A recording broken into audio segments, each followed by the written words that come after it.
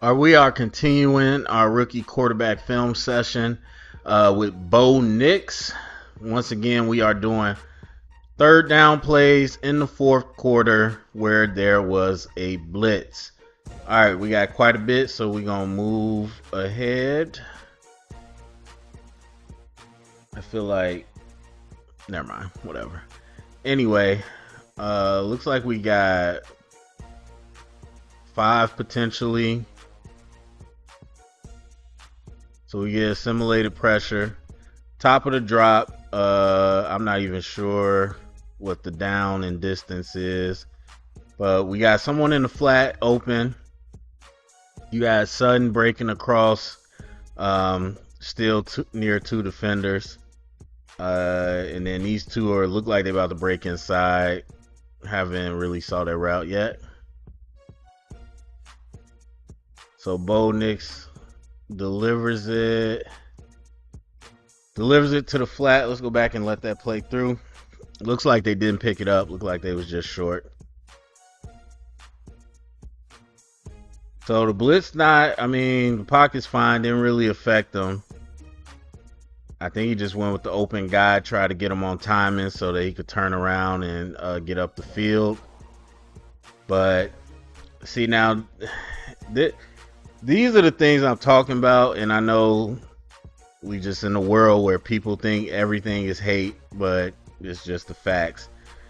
So when you watch guys, because I see people be like, "Oh, Bo Nix has a huge arm, Penix has a huge arm," even right now with Shador and stuff like that. I'm like, no, they don't. They don't really have a huge arm. And the litmus test is always going to be when you throw it to the outside, and he's throwing from almost near the hash, basically. So this is a far throw, and it's a little sped up. But I tell you why that wasn't a first down, because this receiver has to turn around to catch the ball because the ball's not on him as quick. And I think if you threw it earlier, you have more space for him to turn around, or to catch the ball and turn upfield if you throwing it to his play side shoulder. But he has to turn around and make this catch, and by that time the defender's there. Now, obviously, we know that ain't a top level athlete or anything, but still, that's kind of what's going to happen. I mean, whether people like that or not, these are one of the I won't say hardest, but these are one of the furthest throws you make when you have to throw it to the sideline, especially from the hash. You got to have a lot of arm power. Like, people think about distance, it's about velocity. And so you throw that, and it's a wobbler. And really that's one pass. So I'm not gonna harp on his arm strength, but I didn't think he had I know he doesn't have a level 5 arm, but I didn't think he even had a level 4 arm. I think he had above average arm, and that's kind of what happens in those situations. All right, we won't stick on that too long. And I don't know what happened. They had fixed this where I could look at the speed on the play, but now it's not there no more, so I'm not sure. Anyway, let's see. Motion 3x1.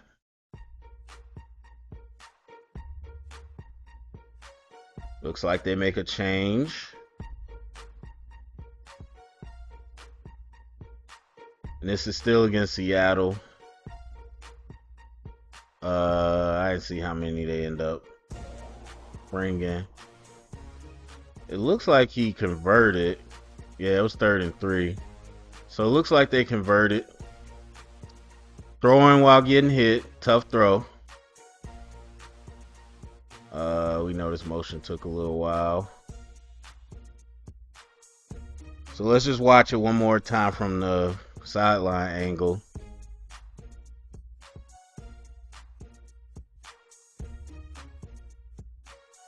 This one, that's a very popular route combo these days. You just have that quick out and then the corner behind it. The corner route. He was able to throw that while under pressure, and receiver went up and helped finish that play. So let's see. Again, uh, Nix was under pressure, legit pressure this time, and was still able to deliver the throw, but we'll kind of see how that worked out.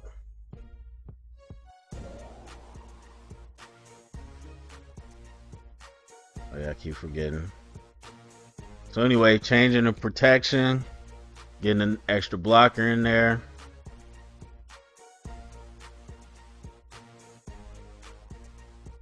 All right, they bring Witherspoon off the edge, so they trying to get a wide blitz. 2 D tackles are dropping. I mean, they were fine at first. Tight end just lost his block at the end, but the offensive line. I mean, well, everybody kind of got to their assignments. He just lost the block, and like I said, just being able to throw through pressure, throw through contact, give the receiver something to attack, and the receiver was able to make that. All right, so 1 out of 2 so far. Now against Pittsburgh. Let's see. He's drifting back. I was gonna say he got to the top of the drop and just kept drifting back. We'll rewind it a little bit. 3-by-1. Looks like they were kind of clearing out for this receiver.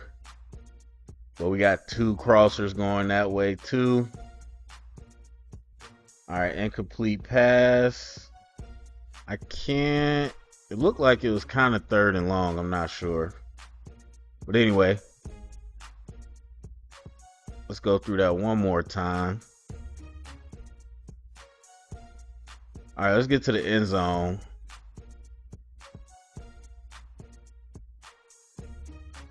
It looked like everybody had their assignment, but of course you got TJ Watt.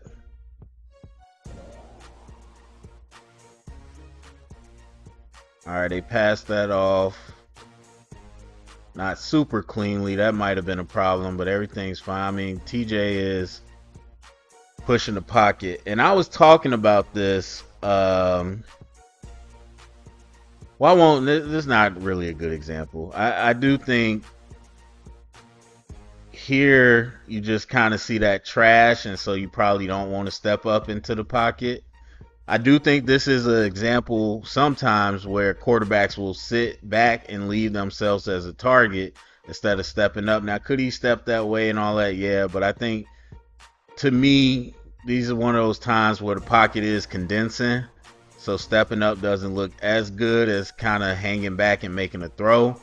But either way, hanging back and making the throw wasn't really able, obviously, to step into the throw, and then you invite in contact, so not able to actually put any real strength or accuracy on that. So then it was incomplete. All right, 1 for 3. Now it's against the Buccaneers. Got a 4-by-1. Looks like they send a lot. I mean, top of the drop is a quick throw. Looked like a 3-step. Throws a fade ball that's out of bounds. I think that was the plan the whole way. I mean, you went 4-by-1, try to isolate that receiver out there. See, so these 3 go. Plus these 2, so 5.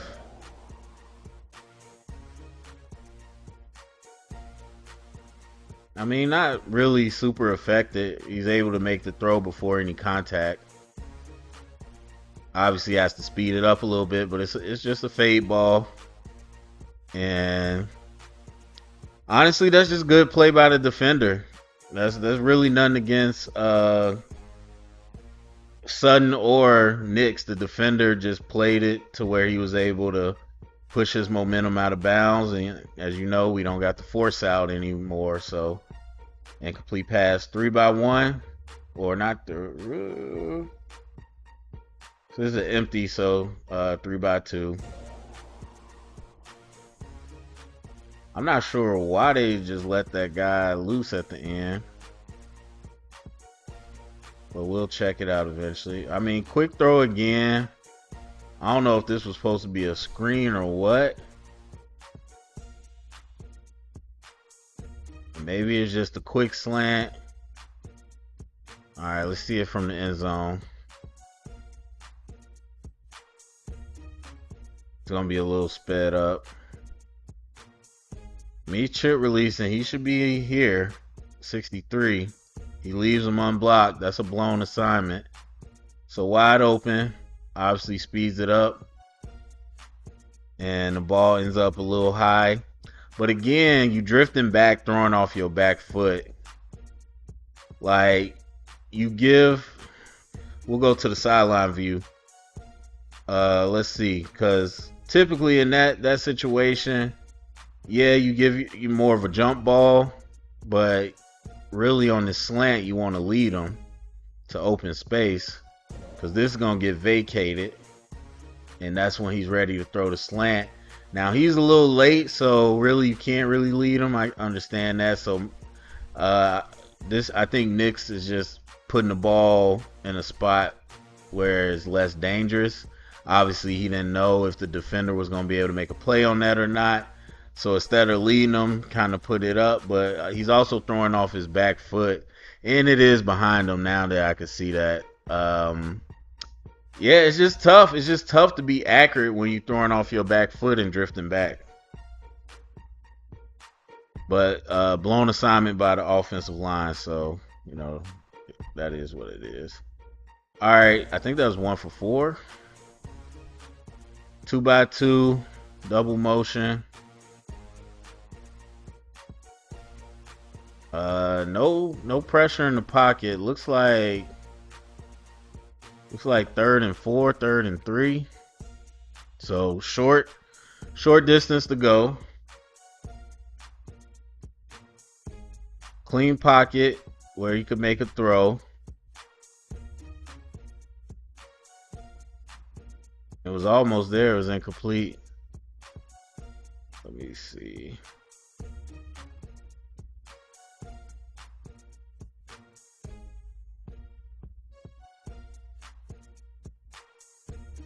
All right, so it looks like they send 5. The linebacker comes late because the running back stays in, like I said. Clean pocket, you know, no real pressure.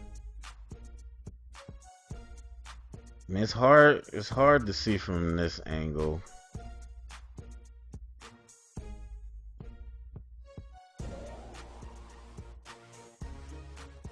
All right, this will be the last look at it.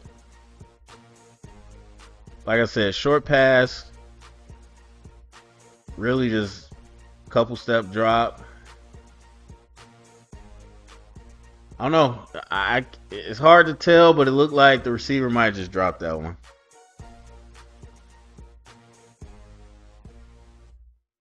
All right, so again, we got 1 completion. Now we're against the Chargers. Got a 2x2. Coverage is way off, so yeah, it's 3rd and long.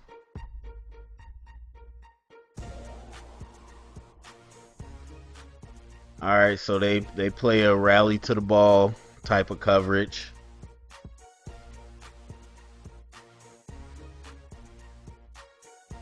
All right, let's see.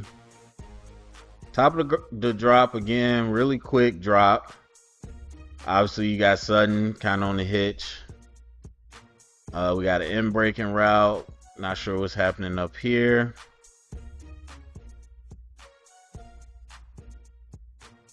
Got 2 guys kind of playing near the sticks and then just dumping it off underneath, trying to let the receiver do his thing, and defense rallied, made the play.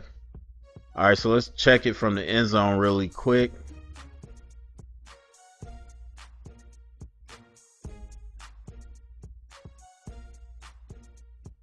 All right, look like 5 coming on a stunt. They don't pick that up, that twist. I mean, throws the ball, he's complete, he's fine. Let's see. I I mean, he's got almost about 4 seconds, about 3.5 seconds. So I just don't think, the coverage was really going to allow anything free shot at the stick. So really just had to take what you can get there and hope the receiver can make a play. All right, so far, one conversion. I think I might have said completion. One conversion. Against the Saints now, 2x2.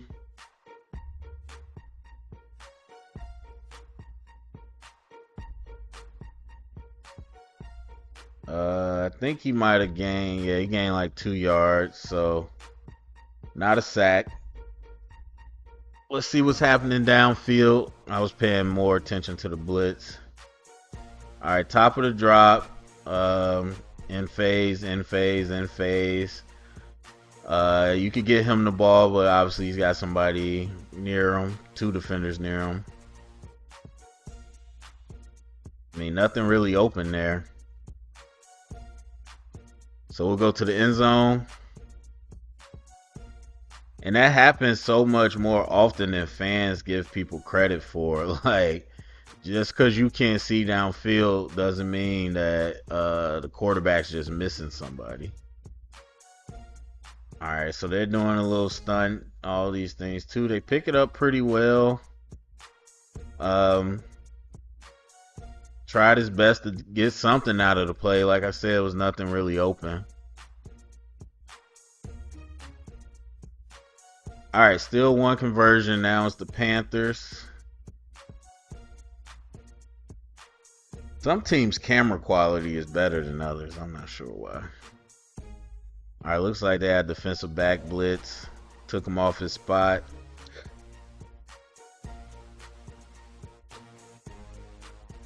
Okay, they gave him that catch. So this was 3rd and 3. So 3rd and very short.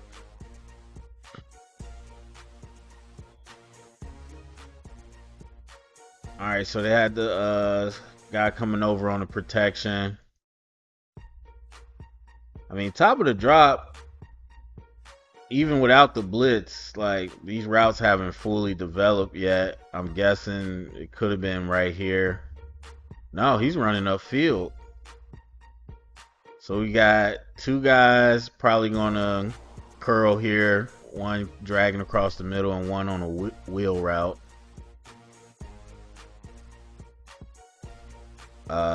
So anyway, evades the sack, readjusts, gets on the run, and makes an accurate throw on the run. I mean, that's good stuff right there. So let's see it from the end zone. And those are the things that all the teams are like clamoring over right now. I think most football fans know, there's no one way to win. But there certainly are trends that are more hot than others, and this is what everybody's thinking about with these quarterbacks. I mean, tight end just loses. He's not over there quick enough. He doesn't have a good enough angle. Chips him enough to get him off the path. Nix is able to step up, redirect, get on the run, and just make a play. And obviously the receiver, great catch too. So that's 2 conversions. Kansas City Chiefs backed up against your own end zone. We know the Chiefs love the blitz.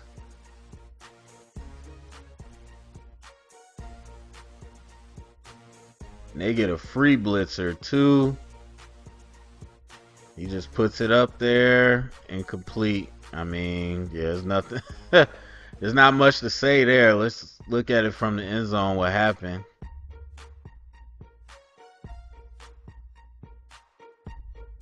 Well, we got 2 guys blocking 1. And then 2 guys blocking nothing. So just a complete blown assignment. I mean, a weird blitz too, sending 2 guys through the same area. Cause yeah, but it worked. Free blitz. He just puts it up there. I'm guessing trying not to get it intercepted. Nothing he could really do there.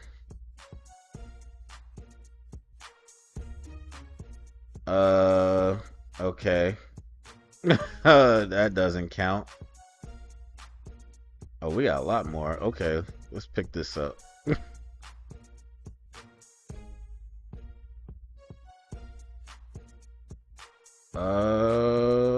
Speed. So against the Raiders.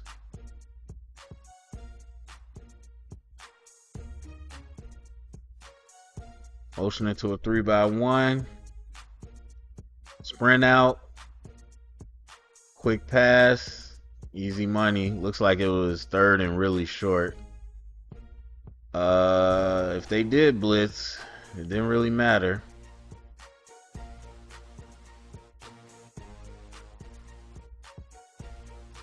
Yeah, obviously not impacted. Watch one more time. Not impacted by the blitz. I'm trying to see who that went to. Yeah, you got a rub route. Never mind. I'm not impressed. I hate those. I hate those. So yeah, you got a pick play for the first. This kind of textbook. Not a whole lot to it.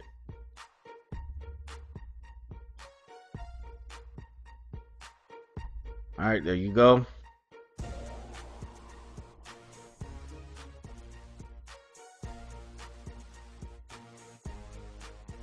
All right, looks like it's the Raiders again.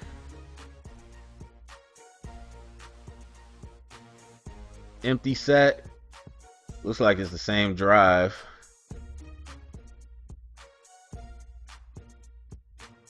All right, looks like we got deflection.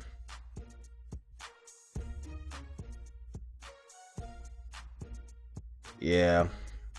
What was this? This was 3rd and 15. So really just trying to get in some better position for the field goal anyway. They weren't really, well, at least Bo's choice, he wasn't really trying to pick up that first. And yeah, just a blitz that he kind of gave up on and sat in the passing lane. And it might have been good. I'm not so sure that wouldn't have been picked. Like, honestly, I don't know. I'm not sure. Anyway, moving on. I think we got 3 completions so far. All right, we got the Raiders again.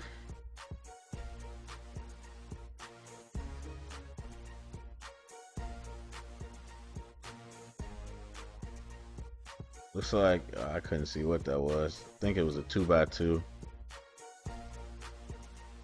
All right, so this is a receiver. Obviously, it's a huge play, but let's see.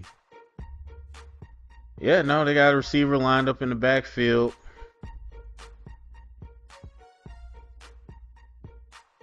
I mean, that was set up all the way. They must have saw something they liked. Looks like they was in man coverage.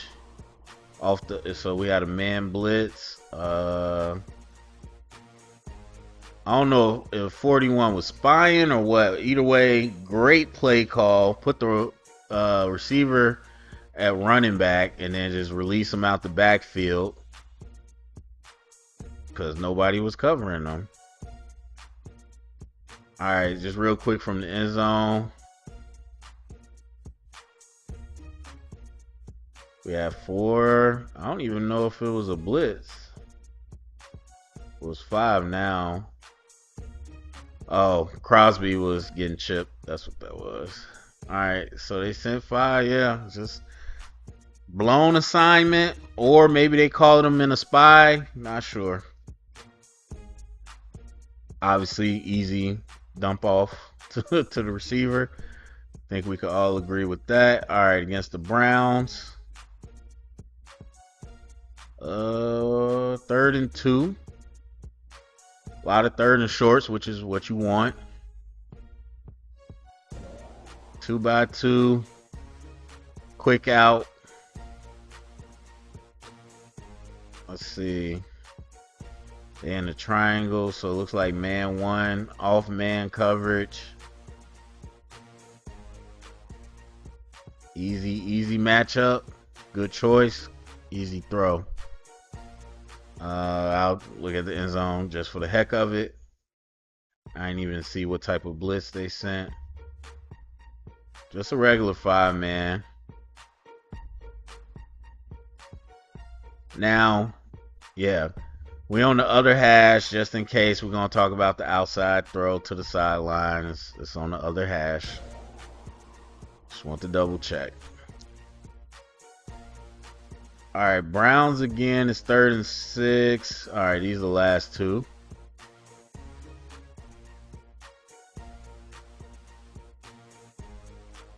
All right, 3rd and 6 inside the red zone.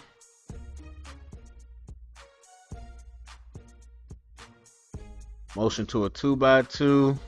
They sent a lot of people. And again, a great play call.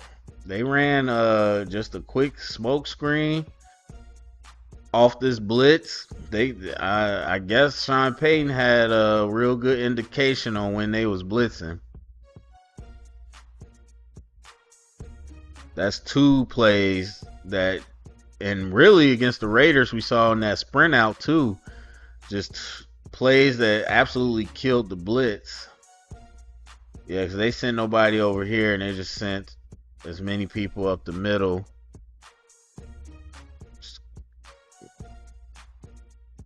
I mean, shoot. I'm trying to give some people their credit. Whoever, that's McGlinchey at the right tackle. Heck of a effort to get out there to that corner. That is a bit of a sprint, because that play was almost blown up. And even Tomlinson making a play there. Actually, I think he came up short. So heck of a hustle by everybody on that, but heck of a play call. All right, Chargers. This is the last one. 2x2 stacks. Motion over. Got a 3x1. We got 5 on the line. All 5 go.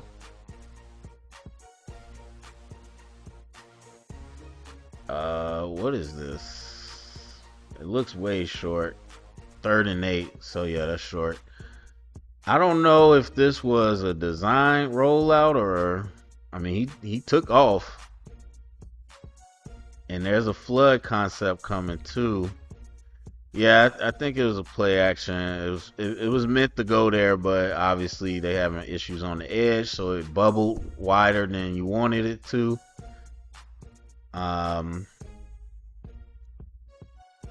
Yeah, you don't expect him to be that far, have that much depth. You wanted him to be closer to the line of scrimmage because these routes are obviously much more downfield.